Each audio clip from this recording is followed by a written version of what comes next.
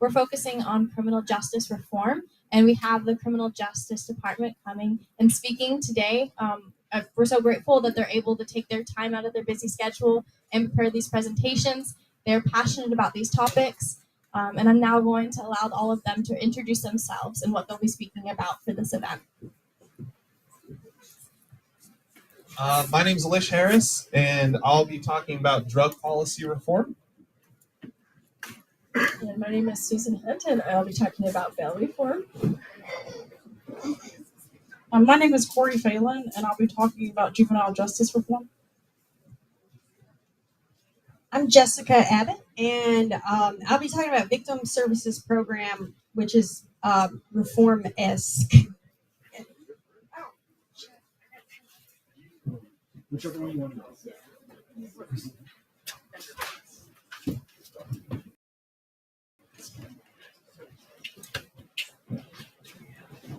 Okay, is that showing? Okay, so juggling things here. So I'm talking about victim services programs today, and just to provide some background, is this for? Do I need this? You do. I do need it. Okay. Okay. Sorry, it's hard to multitask, but I will try. Okay. So, some really quick background information. Victim services programs, or I'm going to refer to them as VSPs, they really kind of took root with President Johnson's Commission on Crime way back in 1967. And those of you who have read the report would know that it's pretty expansive, but among all kinds of other insights, what it did was just kind of note the importance of victims being given the assistance they need to kind of help them move on with their lives after victimization.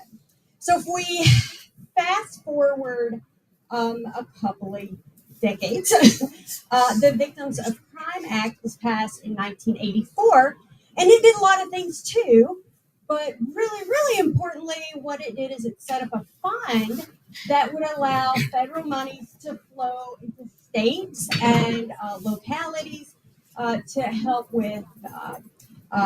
crime victims.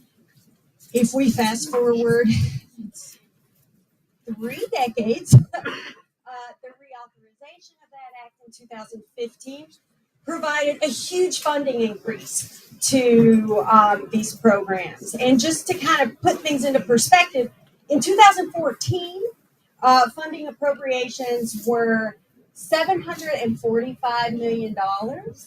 In 2015, it went up to $2.36 billion, and that, of course, ended up being. So we saw a huge increase in funding.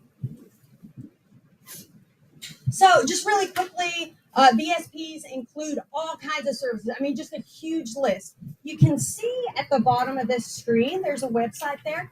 And if you want a complete listing of all those services, you can just send me an email and I'll get them to you, or you can do a screenshot of the website.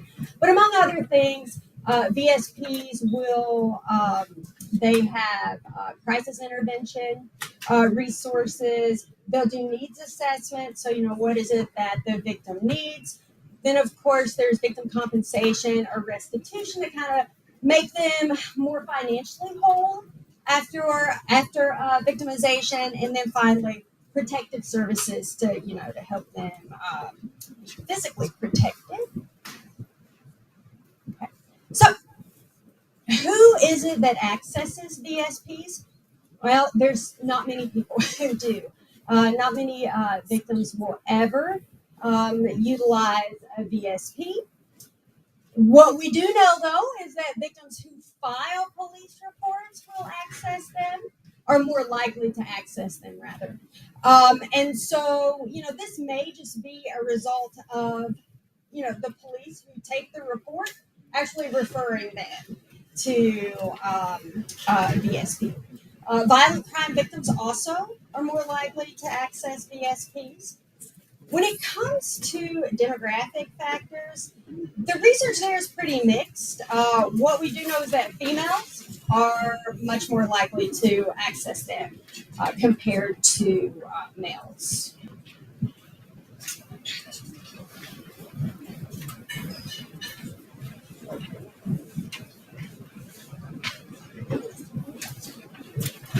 So, are they effective? Well, we're not really sure. So there's just not been a lot of research on whether VSPs are effective at, psychological adjustment or even financial adjustment. We just don't know a whole lot about it. Early research, and by early I mean from the 80s. I was still alive then, but many of you weren't even close to being alive. But what we do know is research from 1987 shows that they're not exactly effective. So when it comes to psychological adjustment, there was really no difference between people who used VSPs and people who just simply called the police and received assistance from police. With that said, people who use VSPs considered those VSPs to be effective. So, the perception was there, even though the objective measures might not have been there.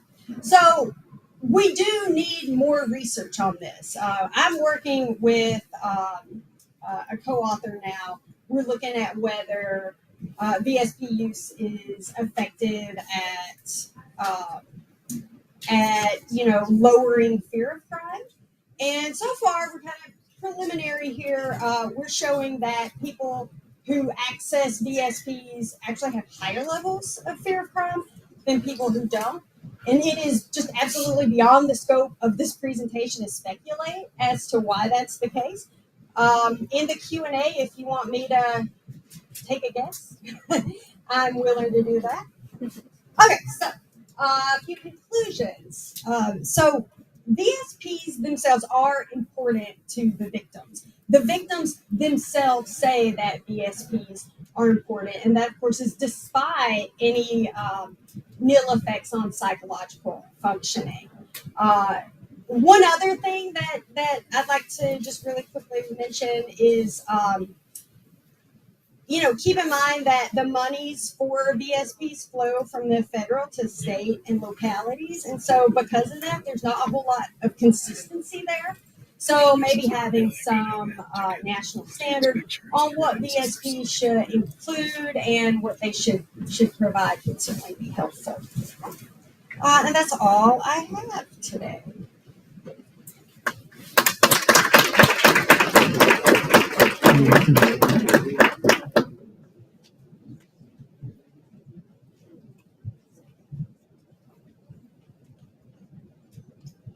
Well, hello. My name is Corey Phelan, and so I'm going to be talking to you today about juvenile justice reform because that's the area that I'm most interested in and where my research most focuses. And so I think I'm going to kind of take you back a little bit to 1899 when the juvenile court was first founded in Chicago, Illinois. And at that time, the court was founded on this rehabilitative ideal that juveniles are different than adults, that they are vulnerable, that they are in need of protection, and that we can find, individualized programs for youth to reform them, to rehabilitate them. And so that was the original philosophy of the court. And this philosophy largely went unquestioned until the 60s and the 70s. We know at that time, there was a lot of upheaval in the country itself. There was a lot of, movement in the country, the civil rights movement, concerns about legal rights for juveniles. And so in the 1960s and the 1970s, the Supreme Court passed handed down a series of rulings that extended some of the due process protections that we know today in the adult criminal system to juveniles, right? So something like the right to counsel. Juveniles have a right to have a hearing that follows formal procedures. They have a right to a hearing before their case is transferred to adult court. And so what the effect that this had, right, is kind of shifting the way that we think about juveniles from youth who are maybe vulnerable or in need of protection to looking at youth essentially, right, as maybe younger criminal defendants. And so it became more like the adult criminal justice system in some ways. And so this was the 60s and the 70s. And I'm going to jump ahead a little bit to the 90s because we know that the 90s was a tough on crime era in which, harsher sentences were enacted. Individuals were going to prison for longer. And in this tough on crime era, this was also mirrored in the juvenile justice system as well. And so when we think about this, in the 90s, there was this idea that was promulgated that has since been debunked of super predators, right, of juveniles who were more violent, who were more remorseful, who were godless, and who were going to be more violent than juveniles that we had seen in the past. And so this led to a number of, punitive responses or policy changes that made it easier to try juveniles as adults. And as a consequence, they were treated, much like adults. And from a rehabilitative standpoint, the pendulum kind of swung to a more punitive standpoint in terms of dealing with juveniles. And so kids were being treated more like adults, easier to transfer to adult court with harsher and stricter sentences. So this was kind of the turn in the 90s. In the 2000s and the 2010s, the Supreme Court again issued a series of rulings away a little bit from the punitive turn we had seen, in the 90s. And there was a series of Supreme Court rulings from 2005 to 2016 that essentially said things like juveniles are no longer eligible for the death penalty. Juveniles who were convicted of non-homicide offenses, they could not be sentenced to life in prison without parole. In 2012, in Miller versus Alabama, the court ruled that juveniles who were convicted of homicide could not be sentenced to mandatory life without parole. So there are some crimes where if you commit those, the sentence is a mandatory sentence of life without parole. Juveniles can no longer be sentenced mandatorily, but the judge must take into account the individual's circumstances, history of victimization, any mitigating circumstances that might reduce the culpability of a juvenile offender before that juvenile offender is sentenced to life without parole. And when the judges were handing these rulings down, they referenced evolving standards of decency in the country as a whole. And also when we're thinking about this, they talked about the fact that, and this is kind of also emerging from developing brain science, that juveniles, right, in juvenile cognition and their brains are not fully developed until actually the mid-20s. And so to extend to juveniles, right, the worst punishments that we do in the criminal justice system, such as, the death penalty or life without parole, didn't allow, right, for juveniles to essentially change or be capable of rehabilitation. And so the Supreme Court cited these new findings in brain science to say, we can no longer sentence juveniles to mandatory life without the possibility of parole or to the death penalty. Also, in 2016, there was another ruling that retroactively applied the ruling that said that juveniles could no longer be sentenced to mandatory life without parole. Juveniles who have been sentenced to that prior to that Supreme Court ruling were eligible for resentencing hearings, and some have been released on parole. And so that's kind of where we find ourselves now, shifting from a more punitive standpoint. The pendulum is swinging back to a more rehabilitative standpoint. And some of the reforms that we might think about in the juvenile justice system or concerned with juveniles is the idea that there are campaigns across the United States, right, to raise the age at which juveniles can be transferred to adult court. There's also movements to deinstitutionalize or no longer use confinement for things that are status offenses, So status offenses are things that are only essentially crimes because of the age of the person. They wouldn't be considered crimes if they were committed by an adult. So things like truancy, being beyond control of your parents, running away, things of that nature. Actually, I looked in 2017, Utah passed juvenile justice reform. It was House Bill 239. And I went and I looked, I wanted to see what some of the key components of this law were. And some of these were things like changing the system to minimize the involvement of juveniles with low-level offenses or misdemeanors or status offenses, to remove those from the juvenile court jurisdiction and expand authorization for community-based alternatives, keeping youth in the community instead of in confinement, while at the same time prioritizing confinement for the most violent juveniles who pose a threat to public safety.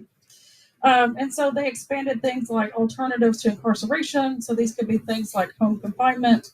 And they also expanded restorative justice programs, which I don't have time to get into talking about what restorative justice is and how it's different than some of the traditional treatment that we've seen in the justice system.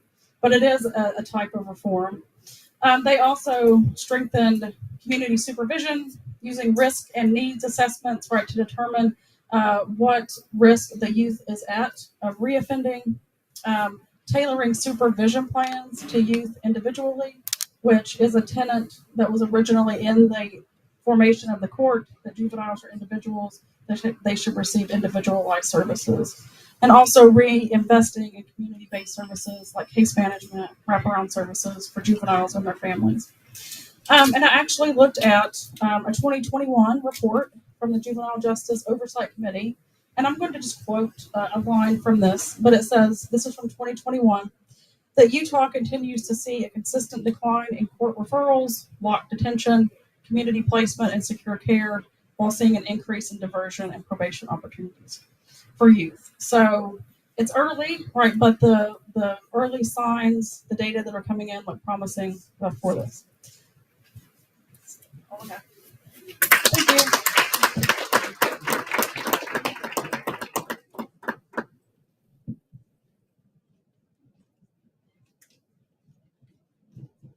All right, my name is Lish Harris. I'm going to talk a little bit about drug policy today. When we were asked to speak about criminal justice reform, I thought there are so many different options to choose from. We could talk about police militarization. We could talk about mass incarceration. We could spend time talking about police-community relationships and how to overhaul policing in general. If you're interested in patrolling the southern border, we could talk about that. And I thought, why not just talk about one of the things that's central to all of those problems, and that's drug policy. So I thought about what I wanted to say today, because I've been asked to speak in Pizza and Politics discussions before. A few years back, they actually brought someone that worked in President George W. Bush's drug cabinet to campus, and they had me debate him, which was fun. And at that time, the argument that I kind of made is that drug prohibition is wrong because it's caused more harm than the drugs themselves. And Vince's point from earlier and our discussion today, I think that's kind of a pretty well-accepted point across the political spectrum at this point in time. I know you mentioned that these issues are bipartisan. When it comes to drug reform, we've had individuals like the Koch brothers, who are, Republican and fund a lot of Republican interests, team up with people like Senator Cory Booker, who's a Democrat, to try and write criminal justice reform that focuses on drug reform in particular. But I think that's actually the wrong argument to make for me, and I'll explain why. I want to have you hold an idea in your mind for a minute, and then I'll introduce another. But what if what we think we know about drugs and drug use is wrong? What if the large majority of people that use drugs do it in a way that doesn't harm them and it doesn't harm anybody else in their community or in their family? I know that's a weird thing to think about when we're talking about narcotics. It's hard to think about someone who uses meth recreationally and doesn't lead to any other problems in their life or their community's lives. But if you actually look at the data, it's exactly what the data shows. The data shows that most people that use substances, whatever substance you can think of, use it and use it in a way that doesn't lead to other problems in their lives. Now, you might think to yourself, well, it'll lead to addiction. The numbers also don't back that up. So what if the policies that we put in place to address drugs have been addressing the wrong issues that stem from drugs the whole time? What if the reason that we put drug policies in place actually really didn't have a whole lot to ever really do with the drugs, but maybe where the drugs were coming from or the communities that we often associated that drug use with? So I think it's instructive to start with a drug that we're probably all familiar with, because either you've used it or you know of somebody that's used it, and that's alcohol. We have a history in this country of drug prohibition, including alcohol prohibition. I'm pretty safe. I think I'm safe to say that nobody was probably alive during alcohol prohibition in this room. The 80s, that's depressing. We can talk about that later. But alcohol prohibition was a thing in this country. In fact, it was a constitutional amendment, right? The Constitution prohibits two things. We have two amendments that prohibit things. One of them prohibited alcohol and the other prohibited slavery. Those were the two amendments. That's how much our country disliked alcohol use. And for a variety of reasons, we have repealed that. But one of the reasons, among many, was that drug prohibition and alcohol prohibition, they don't work if the goal of the prohibition is to stop people from doing that thing. And we don't have time today to get into all the reasons why people use drugs, but it's not all that dissimilar from why people use alcohol. Some people drink alcohol because they like the taste. I am not one of those people necessarily. Some people use alcohol because at the end of the day, it allows them to feel a little bit better. Some people use it to completely escape from their problems. Some people use it to a problematic extent, and they suffer from alcoholism. But with alcohol, we found out that prohibiting it didn't work. And in fact, it caused more problems than it helped to alleviate. We had more people that were all of a sudden turned into criminals overnight because they were drinking or because they were manufacturing or distributing a substance that was legal. For just about all of the narcotics that you can think of, there are legal uses for them. There's legal uses for methamphetamines. Adderall is a methamphetamine. It's legal. In fact, we give it to kids. Cocaine has legal purposes. The American Association of Head and Neck Surgeons have been lobbying to make cocaine more available to their patients because it serves as a very good substance to numb parts of their body while also restricting blood flow so it decreases hemorrhaging in medical procedures. We prescribe opiates to people, and there have been issues with that we can discuss in the question and answer session, but oftentimes that doesn't come from the drug itself, but it comes from the way that it's used and the dosages that it's taken.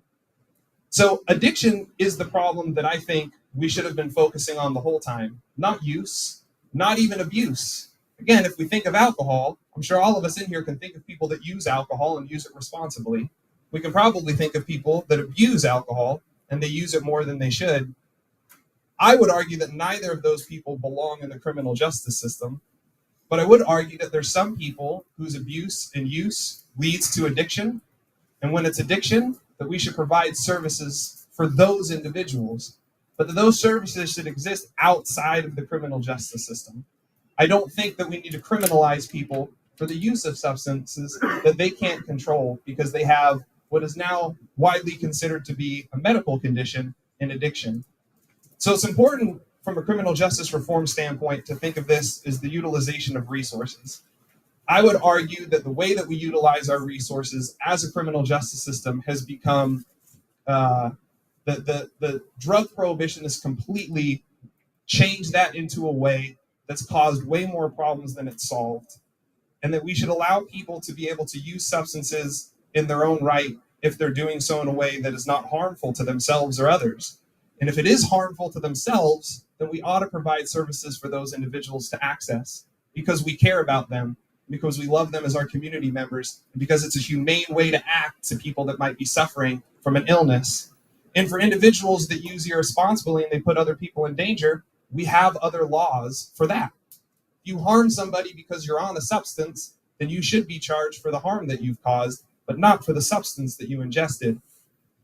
So I would like to end by just saying that from a criminal justice standpoint, we again could talk about so many different issues, but I think a lot of them have been impacted by drugs and the way that we've approached it.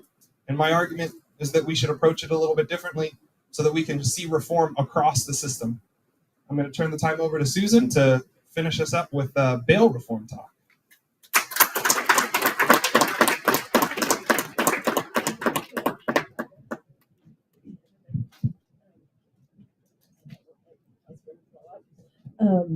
Is this working? So, okay, well, I'm excited to talk to y'all today about the area of criminal justice reform that, well, one of the many that interests me, which is bail reform. And I'm watching the slide here, so I won't start talking too long. Bail is a really interesting system, and it varies a lot from state to state and in the federal system. But you've probably heard, if you follow the news at all, over the last couple of years, there's been a lot of interest in different states in eliminating the idea of cash bail.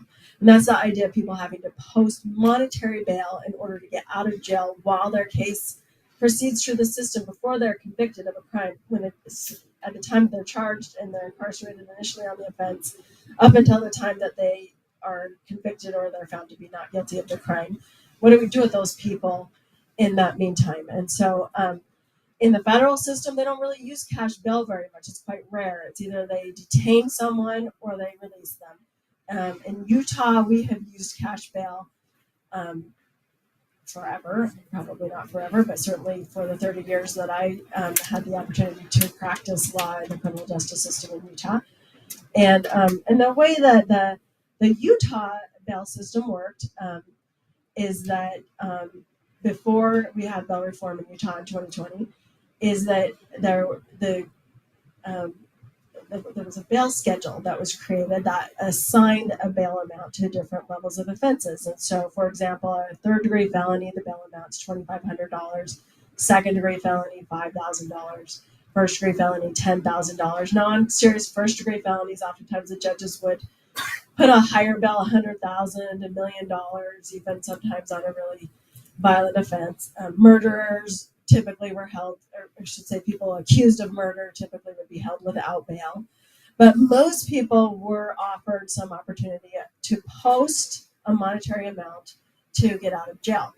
And the reason for that, or the reasons for holding a person in jail, are not to punish. We can't use bail to punish because a person hasn't been convicted.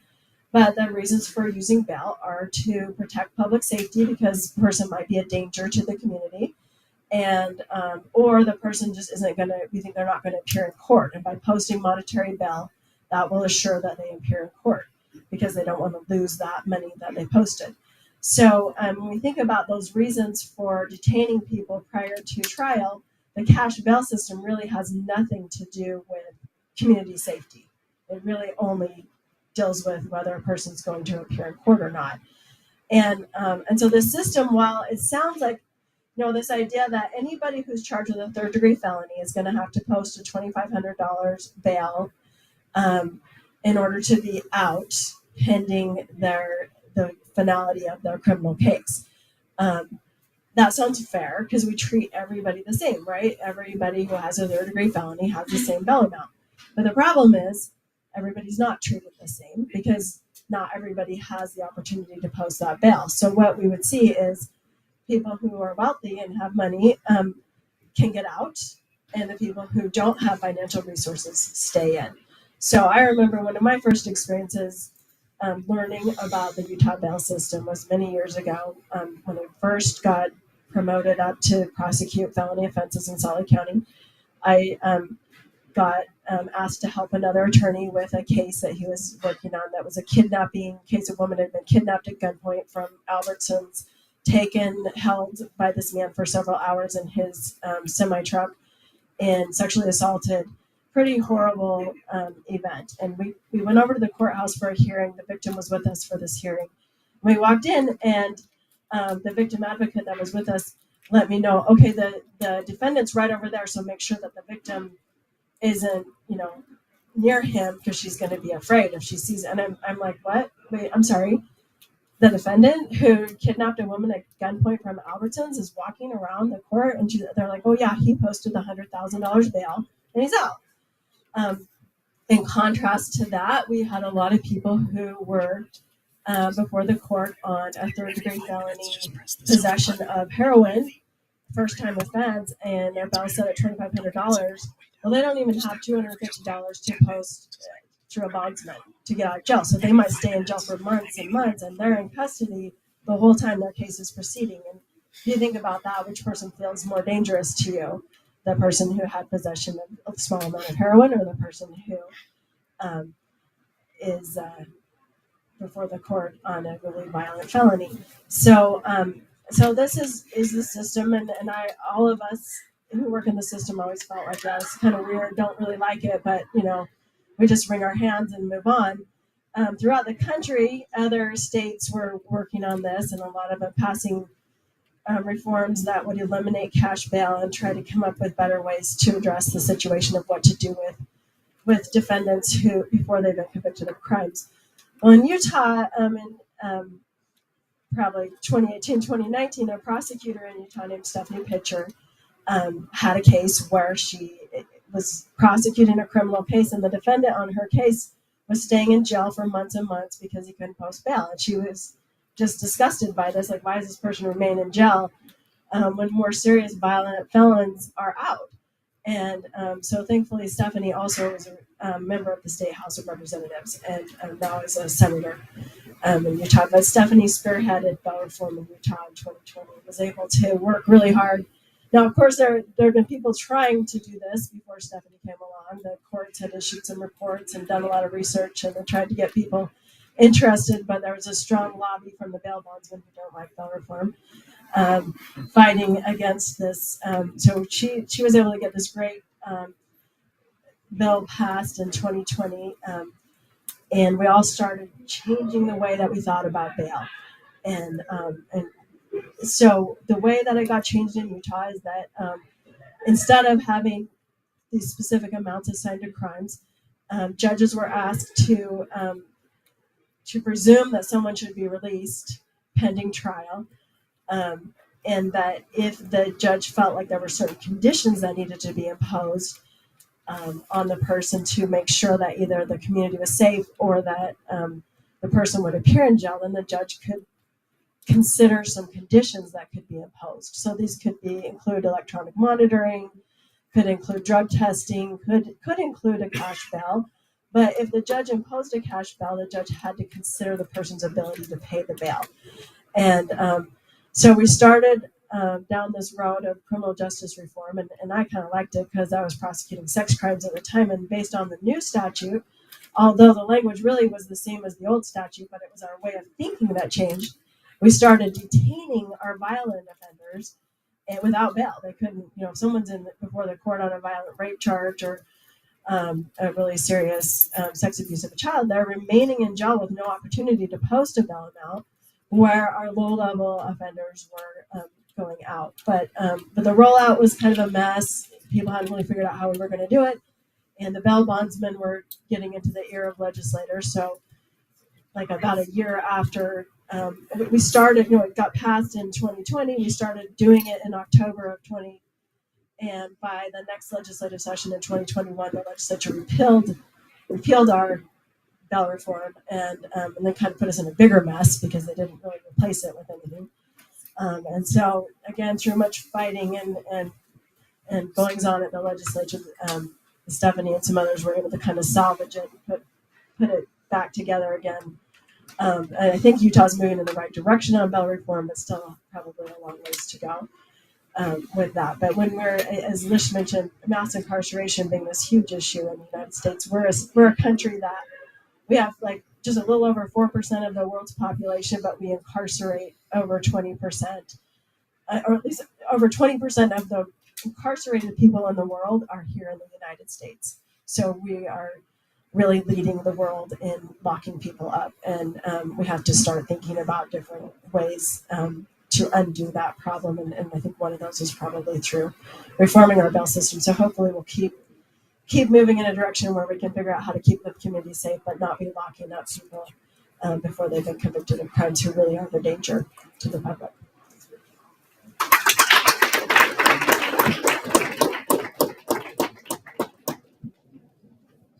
Okay, now we're gonna start our Q&A session. So if you have a question for our panelists, please raise your hand and we'll walk over to you and you can ask your question. Oh, that's a great idea. Hi. So my name is Dave Fernandez. I just have a question on the DOJ system nowadays. Joe Biden's in office. He has weaponized the DOJ. The DOJ will not do their job to look up into the Hunter Biden laptop story, laptop from hell. What's your argument on, or your viewpoint on that, on the Biden crime family who are now in office?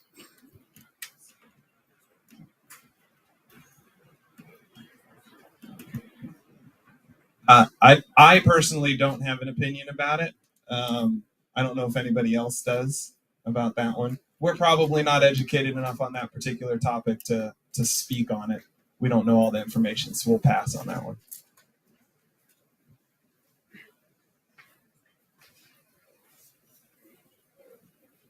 This question is in regard to juvenile justice, and according to the National Foster Youth Institute, more than 50% of all homeless people were once in the foster care system.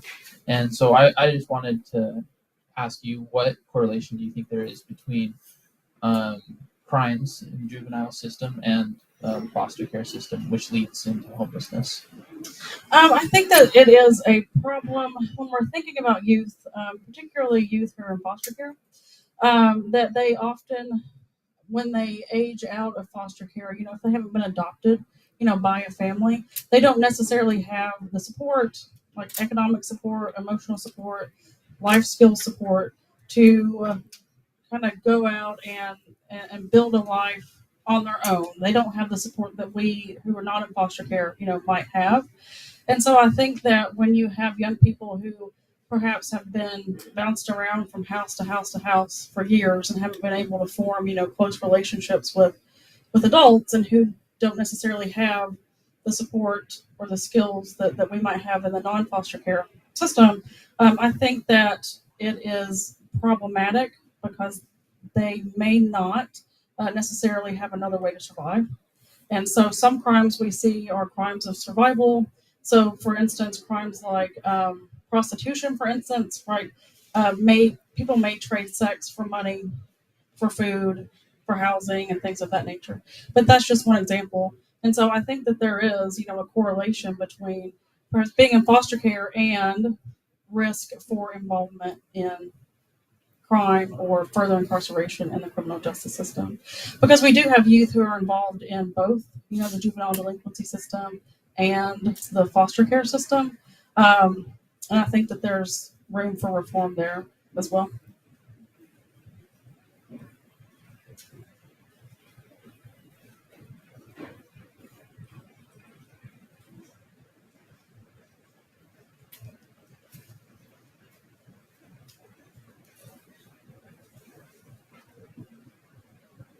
So can you hear me?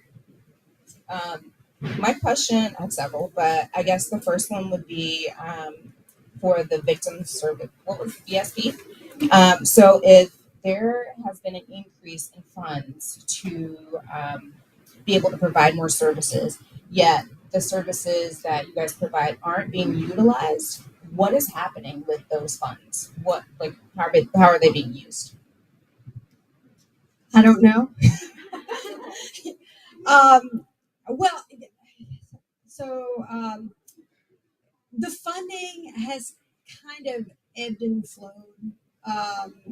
So the 2015 funding is really a high point. We've seen the funding fluctuate since then, and I'm not really sure. That's kind of I don't know the answer, but just having been in the criminal justice system and seeing a lot of prosecution agencies and police departments have victim services programs, and they get federal funding through these grants through these agencies. Sometimes they'll get awarded the grant money, but then maybe won't spend all of the money that they're awarded in the grant because maybe they had an employee who left and they didn't spend the money on the salary, or they didn't. So the money, I think, is not necessarily like it's being spent on something else, but it's just not getting spent, and that's a problem. And clearly, the monies are being distributed and sent to those agencies to assist victims. That money needs to be spent, and the agencies need to do it. But I imagine across the country, this is kind of a guess, but I would imagine that probably there is some money that just doesn't get spent, and probably some of that money is returned back to the federal government rather than used for what it was designated for. And I have another question along with that. So you were also saying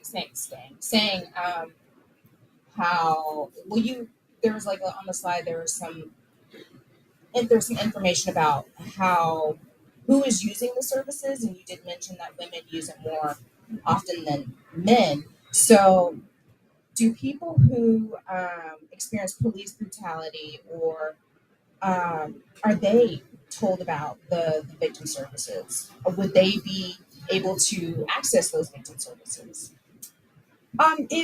In the case of a police report being taken down, yeah, at least in theory.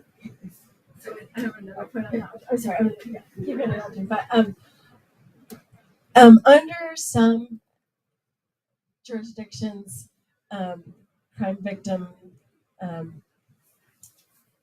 like Crime Victim Rights Acts and things like that. I think Utah's is this way, that the definition of crime victim sometimes excludes people who are charged with a crime or who are incarcerated.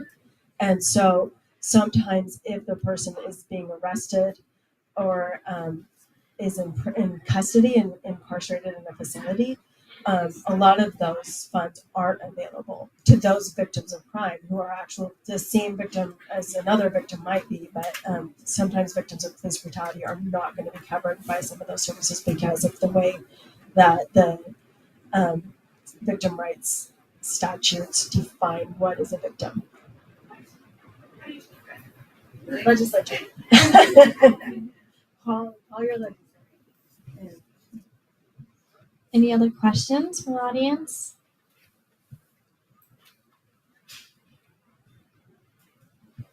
So, with the changing of the 18-to-1 incarceration rate for crack cocaine versus powder cocaine, will the new focus be on still convicting all the way across the board or more rehabilitation? That change happened a handful of years ago, and it's still problematic. There have not been changes that accompanied that same reorganization that focus more on rehabilitation. There have been changes over the last few decades in a lot of jurisdictions in the criminal justice system to try and push people into things like drug court, which in theory are supposed to offer more rehabilitative, kind of a more rehabilitative philosophy on how to deal with things. Again, my argument would be that it just doesn't, that sort of service just doesn't belong connected to the criminal justice system, that we're still criminalizing people for what is oftentimes recreational use that they shouldn't be criminalized for. And then the reason that you have people being criminalized for distribution is simply because the substance is illegal. And so that, a system that would legalize and regulate would alleviate all of those problems. And so that would be my argument there.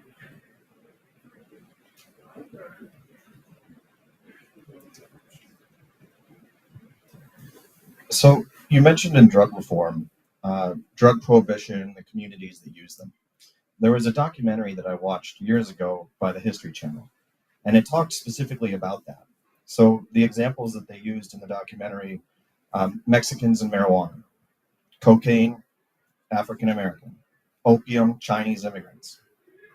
So to the extent the drug policies impacted these communities, it's obviously achieved the objective. What can we do to educate the public about the systemic racism and its impacts when there's such polarization around things like CRT and various culture wars at this point?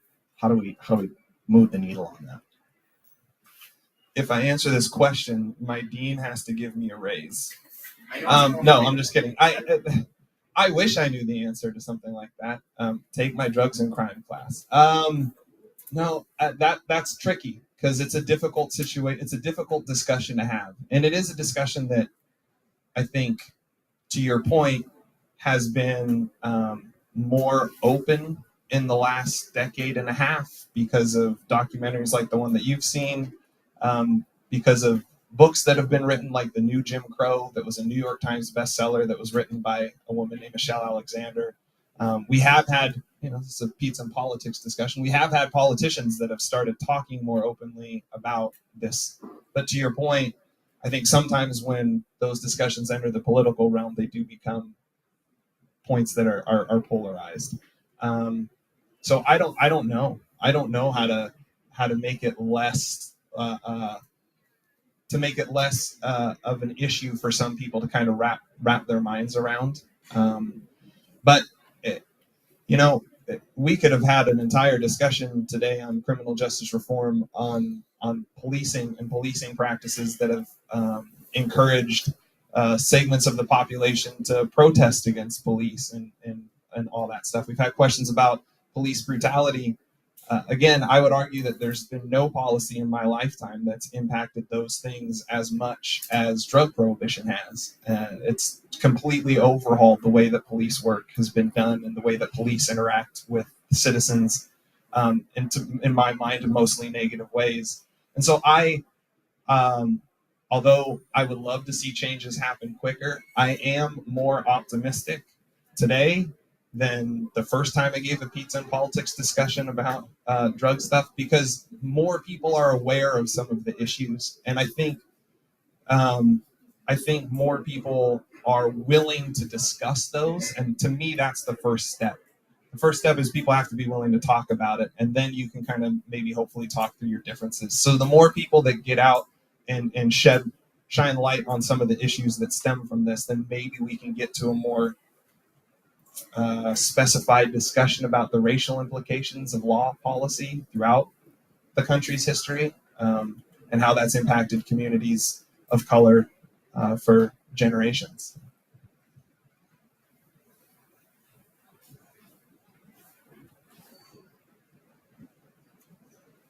I would like your observations or comments on the use of arrest warrants and bail as punishment when the enforcement officers abuse those particular methods that they have.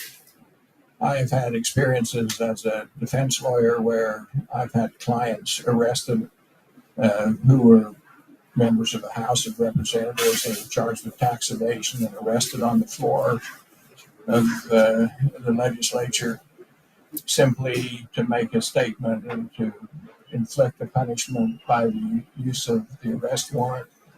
I have seen prosecutors ask for warrants on white-collar crime cases that were totally unjustified, where the defendants were longtime residents of the state and not a flight risk, and yet they were arrested and held for several days before a judge was able to reduce the bail.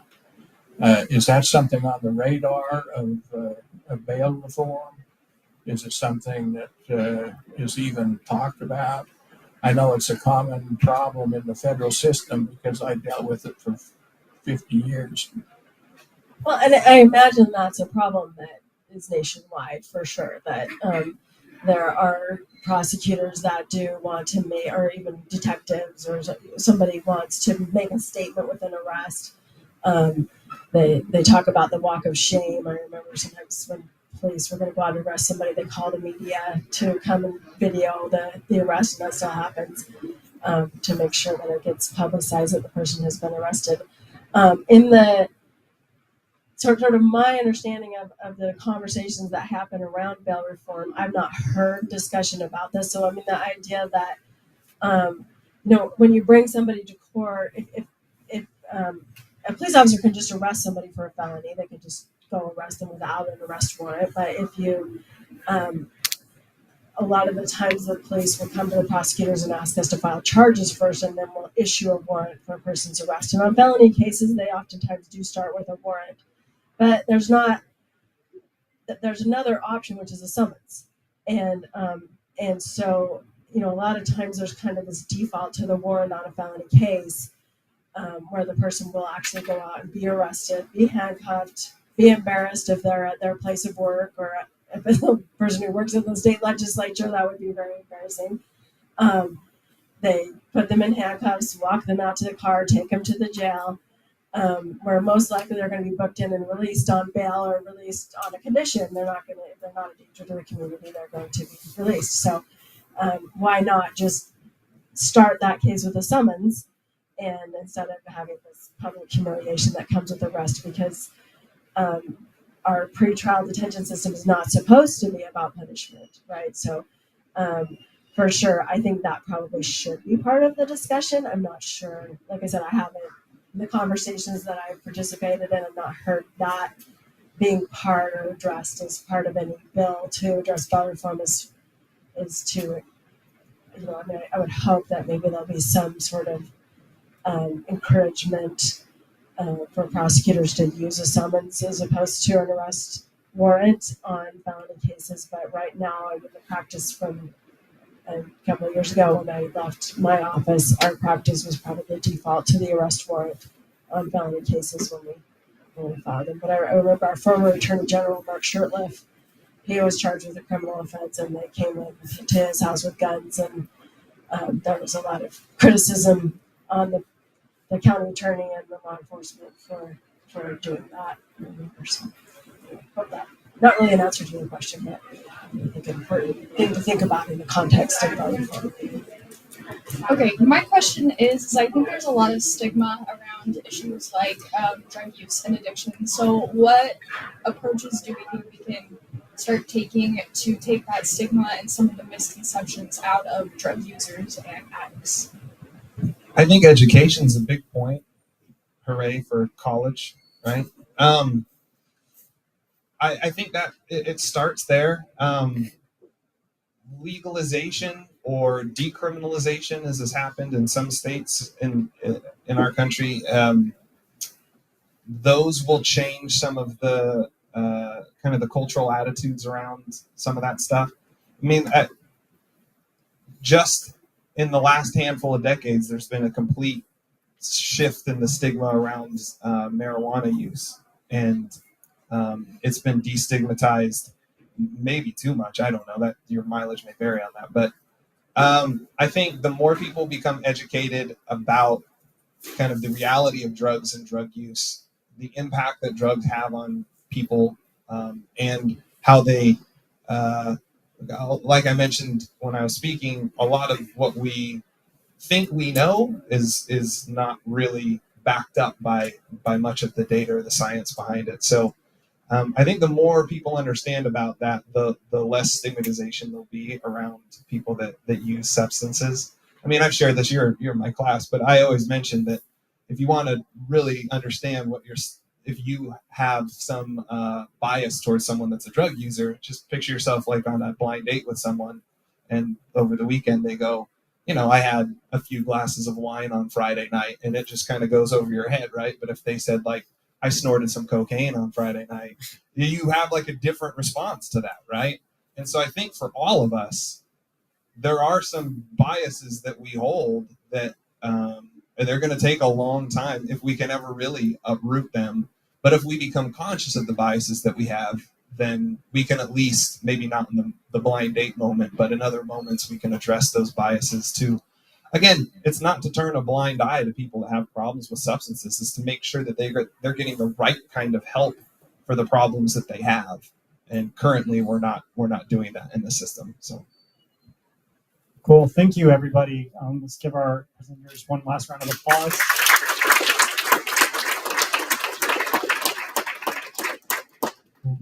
Yeah, so this is our Pittsburgh Politics for today. Our next event will be in 2 Thursdays at noon again. So I hope to see you guys all there.